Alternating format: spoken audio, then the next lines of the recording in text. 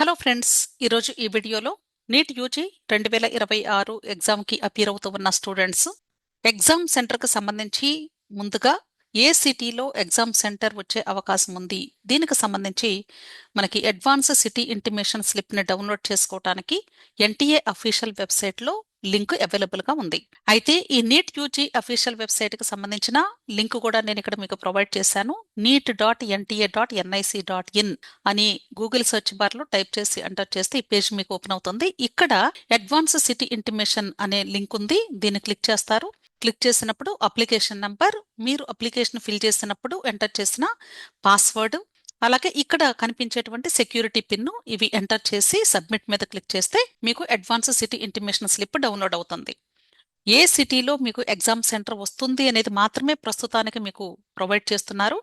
ఆ సిటీలో ఎక్కడ ఎగ్జామ్ సెంటర్ ఉంటుంది అనేది మీకు అడ్మిట్ కార్డులో మాత్రమే తెలియజేస్తారు. ఇక్కడ మీకు ఒక శాంపుల్ కూడా చూపిస్తూ ఉన్నాను. అంటే నేను కంప్లీట్ గా పెట్టలేదు, కానీ మీకు అవసరమైనంత వరకు చూపిస్తూ ఉన్నాను. ఎగ్జామ్ కి సంబంధించినటువంటి ఇన్ఫర్మేషన్, అలాగే స్టూడెంట్ కి సంబంధించినటువంటి ఇన్ఫర్మేషన్ మొత్తం మీకు అవైలబుల్ గా ఉంటుంది. ఒకవేళ మీకు ఫారిన్ కంట్రీలో ఎగ్జామ్ సెంటర్ వచ్చినా సరే, అక్కడ కూడా ఇండియా టైం ప్రకారంగా మాత్రమే ఎగ్జామినేషన్ కండక్ట్ చేస్తారు. అలాగే ఇక్కడ ఒక ఇంపార్టెంట్ నోట్ కూడా ఇచ్చారు. ఇప్పుడు రిలీజ్ చేసినటువంటి ఈ సిటీ ఇంటిమేషన్ స్లిప్ అనేది ఇది అడ్మిట్ కార్డ్ కాదు అని చెప్తున్నారు. అంటే అడ్మిట్ కార్డ్ అంటే ఏంటి? ఏ సిటీలో, ఏ కాలేజ్లో లేదా ఏ స్కూల్లో మీకు ఎగ్జామ్ సెంటర్ వచ్చింది అనేది కంప్లీట్ ఇన్ఫర్మేషన్ అవైలబుల్ గా ఉంటుంది. అయితే ఈ అడ్మిట్ కార్డు ఎగ్జామినేషన్ కి 3 to 4 days ముందు మాత్రమే రిలీజ్ చేయడం జరుగుతుంది. అలాగే ఎగ్జామినేషన్ రోజు మీరు ఫాలో అవ్వాల్సినటువంటి కొన్ని గైడ్ లైన్స్ కూడా ఇంటిమేషన్ స్లిప్ లో ఇచ్చారు. వాళ్ళు చెప్తున్నటువంటి ఇంపార్టెంట్ పాయింట్ ఏంటంటే, ఎగ్జామినేషన్ హాల్కి ఖచ్చితంగా మీరు ఉదయం 11 గంటలకల్లా రీచ్ అవ్వాలి అని చెప్తున్నారు. అంటే రిపోర్టింగ్ టైం అంటారు దీన్ని. సో ఎగ్జామ్ హాల్ గేట్ దగ్గర 11 గంటలకు ఉండాలి అంటే, మీరు స్టూడెంట్ ఉన్నటువంటి ప్లేస్ నుండి ఎగ్జామ్ సెంటర్కి వెళ్ళడానికి ఎంత టైం పడుతుంది అనేది ముందుగానే క్యాలిక్యులేట్ చేసుకుని 11 గంటలకల్లా రీచ్ అయ్యేలాగా ప్లాన్ చేసుకోవాల్సి ఉంటుంది. అలాగే ఎగ్జామినేషన్ సెంటర్ మెయిన్ గేటు 1:30కి క్లోజ్ చేస్తారు. ఆ తర్వాత ఎవరిని కూడా అలో చేయరు. థర్డ్ పాయింట్ ఏంటంటే, ఒకసారి ఎగ్జామ్ హాల్లోకి వెళ్ళిన తర్వాత ఎగ్జామ్ కంప్లీట్ అయిపోయేంత వరకు కూడా ఎవరిని కూడా బయటికి అలో చెయ్యరు అని చెప్తున్నారు. అంటే ఒకవేళ ముందు ఎగ్జామ్ రాసి బయటకు వచ్చేద్దాం అనుకుంటే కుదరదు. అందరికీ కూడా 2 to 5 ఎగ్జామినేషన్ కండక్ట్ చేస్తారు కాబట్టి మీ యొక్క ఓఎంఆర్ షీటు వాళ్ళు కలెక్ట్ చేసుకున్న తర్వాత మాత్రమే మిమ్మల్ని బయటకు పంపించడం జరుగుతుంది. Next venue location. ఈ వెన్యూ లొకేషన్ మీకు అడ్మిట్ కార్డులో డీటెయిల్డ్ గా ఇస్తారు. అంటే ఏ స్కూల్లో, ఏ కాలేజ్లో మీకు సెంటర్ ఉంది అనేది ప్రతి ఒక్క పేరెంట్ కూడా మీరు చేయవలసిన పని ఏంటంటే, రేపు ఎగ్జామ్ అనంగా అంటే మే 3వ తారీఖు ఎగ్జామ్ అయితే మే 2వ తారీఖు మీరు ఖచ్చితంగా ఎగ్జామ్ సెంటర్కి వెళ్ళి చూసుకొని రండి. ఒకరోజు ముందు వెళితేనే బెటరు. ఎందుకంటే ఎగ్జామ్ సెంటర్కి సంబంధించినటువంటి స్టిక్కర్స్ అక్కడ గేట్ దగ్గర వాళ్ళు స్టిక్ చేస్తారు కాబట్టి అక్కడ ఎగ్జామినేషన్ సెంటర్ కోడ్, మీ అడ్మిట్ కార్డు మీద ఉన్నటువంటి సెంటర్ కోడ్ రెండు ఒకటేనా కాదనేది చెక్ చేసుకోవటానికి వీలవుతుంది. అదే మీరు 2 days బిఫోర్ వెళ్ళారు అనుకోండి, పొరపాటున వాళ్ళు ప్లేస్ చేయకపోతే అనవసరంగా టైం వేస్ట్ అవుతుంది మీకు. ఒక రోజు ముందు మీరు ప్లాన్ చేసుకొని, అంటే స్టూడెంట్ ఉన్నటువంటి ఏరియా నుండి ఎగ్జామ్ హాల్కి వెళ్ళడానికి మీరు ఎగ్జామ్ రోజు ఎలా వెళ్ళాలి అనుకుంటున్నారు, మోడ్ ఆఫ్ ట్రాన్స్పోర్టేషన్ అంటే ఆటోనా, బస్సా, కారా, వీటిలో మీరు వెళ్ళినప్పుడు ఎంత టైం పట్టే అవకాశం ఉంది.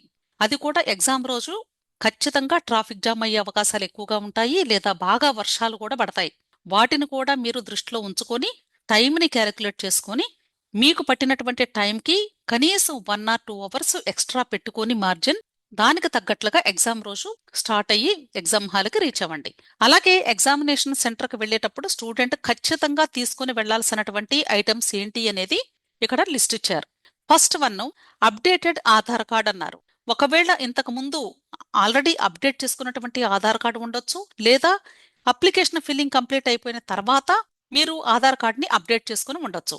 కాబట్టి ఏదైతే మీ దగ్గర అంటే పర్ఫెక్ట్ గా డేటా అంతా కరెక్ట్ గా ఉన్నటువంటి ఆధార్ కార్డు ఉందో ఆ ఆధార్ కార్డు ఖచ్చితంగా ఒరిజినల్ తీసుకుని వెళ్లాల్సి ఉంటుంది.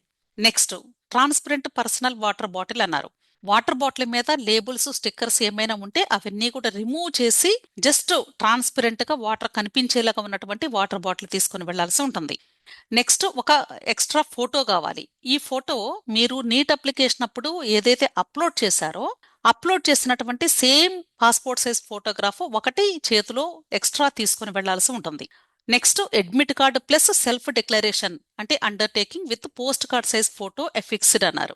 అడ్మిట్ కార్డ్ అంటే మీకు 3 to 4 days ముందు రిలీజ్ చేస్తారు, అది డౌన్లోడ్ చేసుకొని తీసుకొని వెళ్లాల్సి ఉంటుంది. దాని మీద సెల్ఫ్ డిక్లరేషన్ అని ఉంటుంది, అదంతా కూడా ఫిల్ చేసుకొని తీసుకొని వెళ్ళాలి. అలాగే పోస్ట్ కార్డ్ సైజ్ ఫోటోగ్రాఫ్ ను కూడా అక్కడ ఒక బాక్స్ ఇస్తారు, ఆ బాక్స్ లో పేస్ట్ చేసి అంటే అంటించి తీసుకుని వెళ్లాల్సి ఉంటుంది. Next PWD certificate and scribe related documents if applicable అన్నారు. అంటే ఒకవేళ ఎవరైనా పిహెచ్ కేటగిరీ స్టూడెంట్స్ లేదా పీడబ్ల్యూడి కేటగిరీ స్టూడెంట్స్ అంటారు, వాళ్ళు అప్లికేషన్ ఫిల్లింగ్ టైంలో కానీ పీడబ్ల్యూడి క్యాండిడేట్ అని ఎస్ అని కానీ పెట్టుంటే స్క్రైబ్ కావాలని క్వశ్చన్ ఉంది. స్క్రైబ్ కావాలి అని ఎవరైతే ఎస్ అని పెట్టారో వాళ్ళు స్క్రైబ్ కి సంబంధించినటువంటి ఆల్ ఒరిజినల్ డాక్యుమెంట్స్ అంటే వాళ్ళకి ప్రూఫ్ చూపించాలి. ఖచ్చితంగా మీకు బదులుగా ఎవరు ఎగ్జామ్ రాయబోతున్నారో వాళ్ళకి ఎలిజిబిలిటీ ఉందా లేదా అనేది, వాళ్ళకి సంబంధించినటువంటి డాక్యుమెంట్స్ ను కూడా మీరు తీసుకుని వెళ్ళాలి. అలాగే స్టూడెంట్ కి సంబంధించిన పీడబ్ల్యూడి సర్టిఫికేట్ తీసుకుని వెళ్లాల్సి ఉంటుంది. అలాగే అడ్మిట్ కార్డు ఇక్కడ జస్ట్ మీకు శాంపుల్ పెట్టానంటే ఇంకా అడ్మిట్ కార్డు రిలీజ్ అవ్వలేదు, నేను జస్ట్ లాస్ట్ ఇయర్ది ఎడిట్ చేసి పెట్టానంతే. ఇక్కడ స్టూడెంట్ కి సంబంధించినటువంటి ఇన్ఫర్మేషన్ ఉంటుంది, అలాగే ఎగ్జామినేషన్ సెంటర్ కి సంబంధించిన డీటెయిల్స్ ఉంటాయి, స్టూడెంట్ ఫోటోగ్రాఫ్ సిగ్నేచర్ అన్నీ ఉంటాయి. అవన్నీ కూడా ఆల్రెడీ ప్రింటెడ్ డేటా ఉంటుంది. అయితే స్టూడెంట్ ఈ అడ్మిట్ కార్డు మీద మీరు ఫిల్ చేయాల్సినటువంటి ఇన్ఫర్మేషన్ ఏంటి అంటే, ఇక్కడ 3 బాక్సెస్ ఇచ్చారు. ఈ 3 బాక్సెస్ లో ఫస్ట్ బాక్స్ లో స్టూడెంట్ యొక్క పాస్పోర్ట్ సైజ్ ఫోటోని అంటించాలి. ఇక్కడ గెస్టెడ్ ఆఫీసర్ సంతకం ఏమీ అక్కర్లేదండి. ఈ ఫోటో ఖచ్చితంగా నీట్ అప్లికేషన్ అప్పుడు ఏదైతే అప్లోడ్ చేశారో ఆ ఫోటోగ్రాఫ్ తో మ్యాచ్ అవ్వాలి.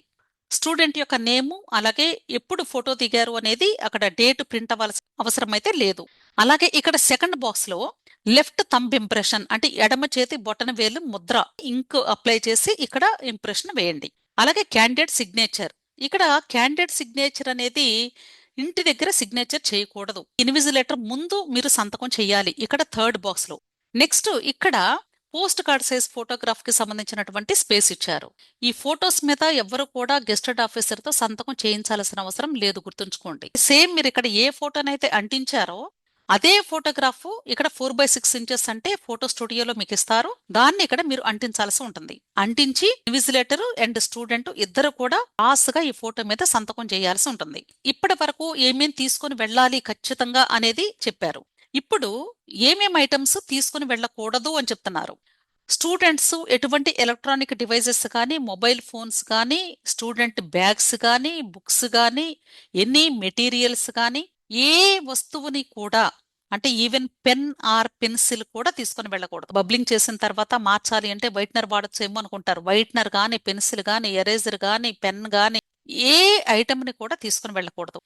ఓన్లీ స్టూడెంట్స్ ఇప్పటి వరకు చెప్పిన ఏమేమి ఐటమ్స్ తీసుకువెళ్ళొచ్చు అన్నారో అవి మాత్రమే తీసుకుని వెళ్ళాలి, గుర్తుంచుకోండి. అంటే ఈవెన్ మీ బ్యాగ్ మీకు లగేజ్ ఉన్నా అది కూడా తీసుకుని వెళ్ళకూడదు. ఎగ్జామినేషన్ సెంటర్ దగ్గర కూడా ఎటువంటి స్టోరేజ్ ఫెసిలిటీ వాళ్ళు ప్రొవైడ్ చెయ్యరు. కాబట్టి స్టూడెంట్ ఎగ్జామ్ హాల్కి వెళ్ళేటప్పుడు మీ పేరెంట్స్ కానీ లేదా మీ గార్డియన్ కానీ మీకు వెంట వస్తారు కాబట్టి వాళ్ళకి హ్యాండ్ ఓవర్ చేసి వెళ్ళండి లోపలికి వెళ్ళేటప్పుడు. అంతేకాదండి ఇక్కడ personal belongings and band items listed in the information bulletin అన్నారు. ఇన్ఫర్మేషన్ బులెటిన్ లో చాలా డీటెయిల్డ్ గా చెప్పారు ఏమేం వస్తువులు తీసుకుని వెళ్ళకూడదు అనేది, చాలా స్ట్రిక్ట్ ఇన్స్ట్రక్షన్స్ ఇచ్చారు, అవి కూడా ఒకసారి చెక్ చేసుకోమని చెప్తున్నారు. అలాగే కొద్దిమందికి డౌట్ ఏంటంటే మరి టైం ఎలా తెలుస్తుంది ఎగ్జామ్ రాసేటప్పుడు, మరి ఎవరు చెప్తారు టైం అని కూడా చాలా మందికి డౌట్ ఉంది. మీరు ఎగ్జామ్ రాసే ప్రతి ఎగ్జామినేషన్ రూమ్ లో కూడా వాల్ క్లాక్ ఫిక్స్ చేస్తారు. ఒకవేళ కానీ వాళ్ళు ఫిక్స్ చేయకపోతే కొన్ని సెంటర్స్ లో చేయకపోవచ్చు, అలాంటి సందర్భంలో మీకు ఇన్విజిలేటర్స్ టైం అనౌన్స్ చేస్తూ ఉంటారు, అలాగే రిమైండ్ చేస్తూ ఉంటారు. మీకు ఒకవేళ టైం తెలుసుకోవాలి అంటే ఇన్విజిలేటర్స్ అడిగితే వాళ్ళు చెప్తారు. కాబట్టి వాళ్ళు ఇచ్చేటువంటి ఇన్స్ట్రక్షన్స్ కూడా మీరు ఫాలో అవుతూ ఉండాలి ఎగ్జామినేషన్ హాల్లో. క్లియర్? సో మీరైతే ఎటువంటి వాచెస్ కూడా పెట్టుకుని వెళ్ళడానికి లేదు. క్లియర్? ఇక్కడ వీళ్ళు చెప్పేటువంటి ఇన్స్ట్రక్షన్స్ లో ఈ 2 పాయింట్స్ కూడా చాలా ఇంపార్టెంట్ పాయింట్స్ అండి. ఈ ఎగ్జామినేషన్ మానిటరింగ్ కోసం సీసీటీవీ సర్వేలెన్స్ యూజ్ చేస్తున్నారు కాబట్టి ప్రతి ఒక్క స్టూడెంట్ కూడా మీరు అంటే ఎవరు చూడటం లేదని చెప్పి మీరు పొరపాటున ఏదైనా మిస్టేక్స్ చేస్తే తప్పకుండా దానిలో రికార్డ్ అవుతుందన్న విషయం గుర్తుంచుకోండి. The second point is PM Vidyalakshmi scheme అన్నారు. అంటే కొద్దిమంది స్టూడెంట్స్ కి డౌట్ ఏంటంటే ఇప్పుడు ఎగ్జామ్ రాస్తాము, ర్యాంక్ వస్తుంది, సీట్ వస్తుంది, కానీ మాకు అంత కెపాసిటీ లేదు, చదువుకునేటువంటి కెపాసిటీ లేదు, మా లాంటి వాళ్ళకి ఏదైనా లోన్ ఫెసిలిటీస్ ప్రొవైడ్ చేస్తుందా గవర్నమెంట్ అనే విషయం చాలా మందికి కూడా డౌట్ ఉంది. దీనికి సంబంధించి కూడా వీళ్ళు ఇన్స్ట్రక్షన్స్ లోనే మెన్షన్ చేస్తారు ఈ సంవత్సరం. పిఎం విద్యాలక్ష్మి స్కీమ్, ఈ స్కీమ్ లో స్టూడెంట్స్ ఎటువంటి షూరిటీస్ లేకుండా వీళ్ళు లోన్ పొందే అటువంటి అవకాశం కూడా కల్పిస్తూ ఉన్నారు. దీనికి సంబంధించి pmvidyalakshmi.co.in ఈ వెబ్సైట్లో మిమ్మల్ని చెక్ చేసుకోమని చెప్తున్నారు. కాబట్టి ఎవరైనా ఫినాన్షియల్ గా ఇబ్బంది పడుతూ ఉన్నటువంటి స్టూడెంట్స్ ఈ లోన్స్ ని మీరు చక్కగా యూటిలైజ్ చేసుకోవచ్చు. ఇక్కడ వీళ్ళిచ్చినటువంటి ఇన్స్ట్రక్షన్స్ ని ప్రతి ఒక్కటి కూడా గుర్తుంచుకొని ముందుగానే మీరు అన్ని జాగ్రత్తలు చేసుకొని ఇన్ టైంలో ఎగ్జామినేషన్ హాల్కి వెళ్ళడానికి ప్రయత్నించండి. ఇంకొకటి ఏంటంటే మీరు వెళ్ళేటప్పుడు ఎటువంటి ఫోల్డర్స్ ను కూడా తీసుకుని వెళ్ళటానికి లేదు. కాకపోతే ఎగ్జామినేషన్ గేట్ వరకు అయితే తీసుకుని వెళ్ళొచ్చు, కానీ గేట్ లోపలికి ట్రాన్స్పరెంట్ ఫోల్డర్స్ ను కూడా వాళ్ళు తీసుకువెళ్ళనివ్వరు. చేత్తో అంటే జస్ట్ చేతిలో విడిగా పట్టుకుని వెళ్ళటమే. ఇంకొక విషయం మోస్ట్ ఇంపార్టెంట్ ఏంటంటే అసలు స్టూడెంట్ యొక్క బాడీ మీద అంటే పై నుండి టాప్ టు బాటమ్ ఎక్కడా కూడా ఎక్స్టర్నల్ గా కానీ ఇంటర్నల్ గా కానీ స్టూడెంట్ ఎటువంటి మెటాలిక్ ఐటమ్స్ అనేవి ధరించకూడదు. స్టూడెంట్ యొక్క డ్రెస్ కోడ్ కూడా చాలా చాలా ఇంపార్టెంట్. ఈ డ్రెస్ కోడ్ కి సంబంధించి అలాగే ఈ మెటాలిక్ ఐటమ్స్ గురించి ఇంతకు ముందు చేస్తున్నటువంటి వీడియోస్ చాలా క్లియర్ గా ఉన్నాయి. వాటిని నేను మరలా రీపబ్లిష్ చేస్తాను. మీకు ప్రతి ఒక్కరు కూడా దయచేసి ఆ వీడియోస్ ని ఒకసారి వినండి. ఎగ్జామినేషన్ హాల్కి జాగ్రత్తగా వెళ్ళడానికి ప్రయత్నించండి. విష్ ఆల్ ది బెస్ట్ అండి. మీకు ఇంకా ఏదైనా డౌట్స్ ఉంటే టెలిగ్రామ్ గ్రూప్ ఉంది. టెలిగ్రామ్ గ్రూప్ లింక్ నేను వీడియో క్రింద డిస్క్రిప్షన్ లో అలాగే కమెంట్ సెక్షన్ లో కూడా పిన్ చేస్తున్నాను. విష్ ఆల్ ది బెస్ట్ అండి. వీడియో నచ్చితే లైక్ చేయండి, మీ ఫ్రెండ్స్ కూడా షేర్ చేయండి. అలాగే నా ఛానల్ తప్పకుండా సబ్స్క్రైబ్ చేసుకోండి. Thank you.